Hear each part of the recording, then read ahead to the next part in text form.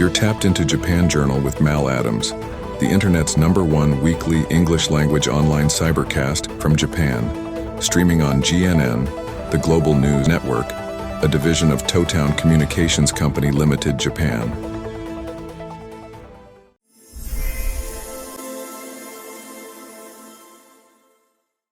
Good evening, ladies and gentlemen, and welcome to a special digital stream of Japan Journal. I'm your host, Mal Adams. As we stand on the brink of the 2024 presidential election, our nation faces a critical moment, a moment that will define the future of our democracy. Tonight, we aim to inspire every American, regardless of race, religion, faith, sexual orientation, economic status, or age, to get out and vote in support of the Democratic presidential nominee, Kamala Harris, and her running mate, Tim Walz. Time is short, the stakes are high, and every single vote counts. So let's dive into just why this election matters so much. We begin with the urgency of time. In just a few short weeks, Americans will make a choice that will shape the future of our country. This election isn't just another political contest, it's a battle for the soul of our nation. With Kamala Harris at the helm, we have a chance to preserve and strengthen our democracy, ensuring that it works for all Americans. Her commitment to justice, equality, and opportunity stands in stark contrast to the divisive and dangerous rhetoric of her opponent, Donald Trump. So, joining me tonight, our special guest contributors from Democrats Abroad, in addition to Japan-based scholars, historians, and educators from the U.S. and Japan. Together, we will discuss the significance of this election and how every vote, especially from expatriates here in Japan, can make a difference. Sarajean Rossito is my colleague and associate. I'm recently involved in Democrats Abroad, Japan, and I was nominated as a delegate to the convention. I lost that election and then quickly was elected to the platform committee, which Sarajean chaired. So Sarajean, let me go to you now and talk to us a little bit about what's happening in DA Japan and other countries in the Asia Pacific region from which we are members, right? Is that correct? Talk to us about your activities recently in the build-up to the change, the big shift with Biden declining to stand for office and this change. And then give us a little historical perspective with your involvement in the Obama campaign, if you will, please. Well, that's a lot, but I'll try to pick out just a few key things because I could talk for hours. Sure. But one exciting thing I do want to say is that we've seen this new energy. We've seen a little shift in energy and focusing on the future. And I'm so happy Angela brought this up. Like, we're really focused on the future. We've just started actually as of yesterday at Asia. I'm the deputy vice chair for Asia Pacific. So we started on Saturdays 2 open hours where new members, new volunteers can come in, partially because it's summer holiday, so not all leaders are around, but we have new people registering to vote and asking what to do. So was really exciting. And I'll be honest with you, even though it was a 2-hour drop-in, I didn't expect people to stay 2 full hours to brainstorm about what are the different things they could do. It was really exciting. So we did talk about different public events. A big discussion in Asia Pacific is, well, let me just start with Japan first. Japan has the 6th highest number of Americans who voting age Americans who live outside the US.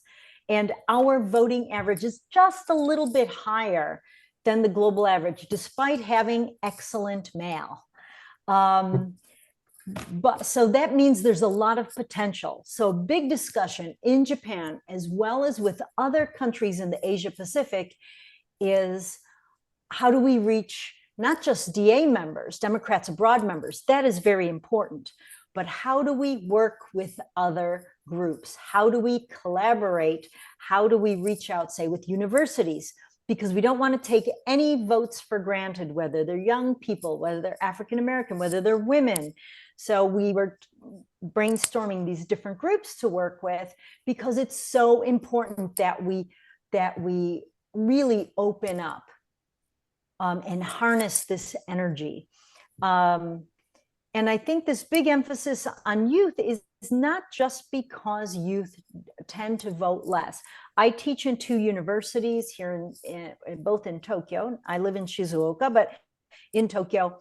And the number one thing I hear from American students is, oh, I left that country to escape this stuff, you know, whereas the European and American and Japanese students are always asking about the elections. What do you think is going to happen?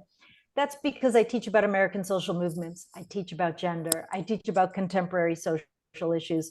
So they're really interested. So I think that making people understand how easy it is to vote and why it matters, and why their voice matters. I think that's what we can do by doing these collaborative events with people who are not involved, who are not really political wonks and not really involved in all of these details. We can show them how to go to vote from abroad, how easy it is to register, to get their ballot, to send. And from Japan, it's very easy to send in your ballot. The mail is very fast. And we have this energy now. And it might seem like it's a short amount of time, less than 90 days to the election. But if we can harness this energy through some, like, so on September 17th, which is voter registration day, 5 days before the ballot drop day, the day by which we should get our ballots. In Asia Pacific, we're having Asia Pacific Islander speaker, who's also the founder of the first gay rights organization in the United States that is run by Asian Pacific Islanders in the US, who's on the High Commission for Human Rights, talk about intersectional views and why our votes matter. So we're doing some guest speakers, we're doing some pub quizzes, which was a big discussion last night, of course, using our social media. I'm harassing all the media people I know because, but we're trying to do some voter registration tables at universities. It's been a bit tricky the last 8 years. 20 years ago, I've been a member of Democrats Abroad for 20 years since George W. Bush was president. That was my shift to joining DA.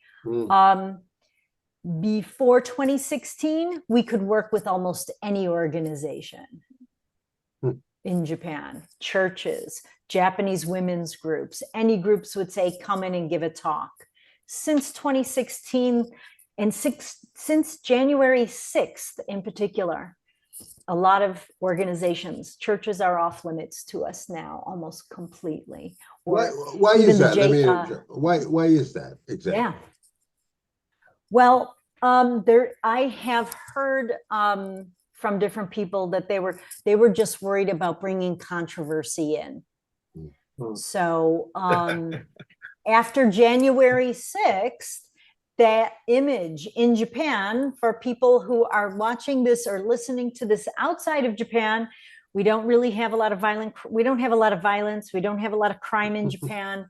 Those images of March 6th really freak people out, even more so than Americans. And I would just say, because we're used to crime in the United States. So not wanting to be part of that. It's like, oh no, we're just registering people to vote. So I do think it's about building new bridges. Okay. Yeah.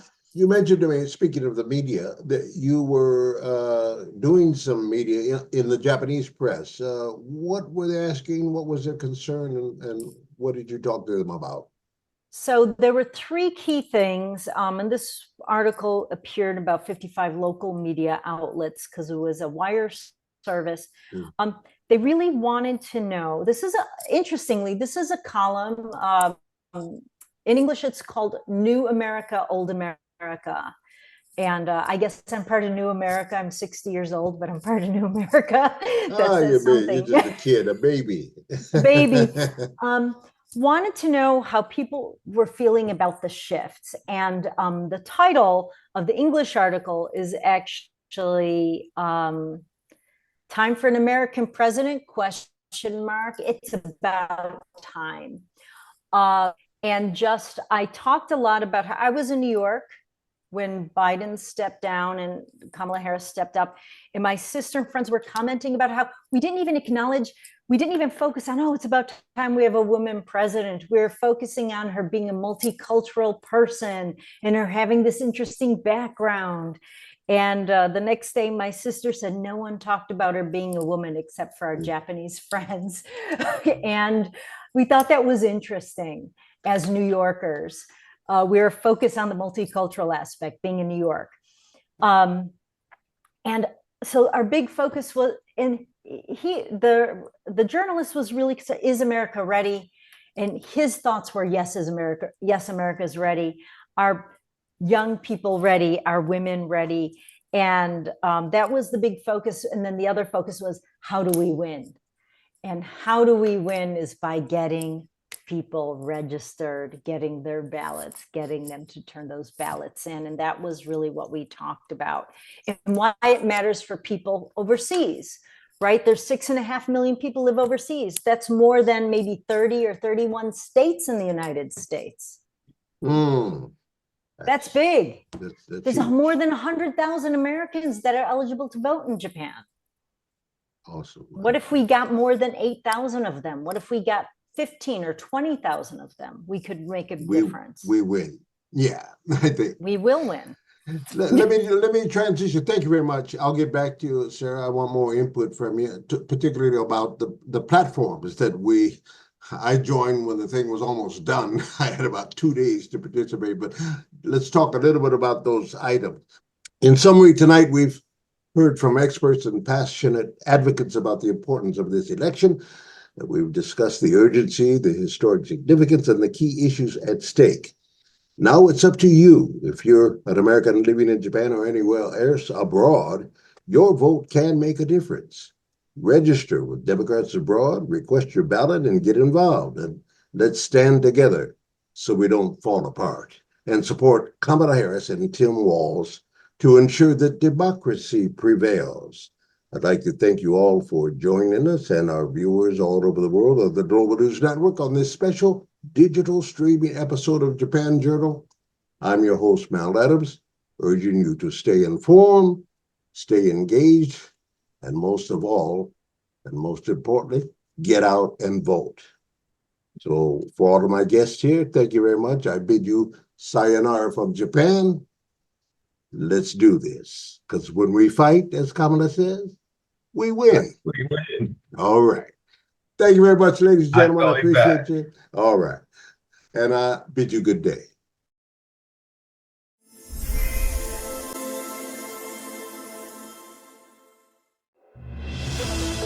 You're tapped into Japan Journal with Mal Adams, the internet's #1 weekly English language online cybercast from Japan, streaming on GNN, the Global News Network, a division of Totown Communications Company Limited, Japan.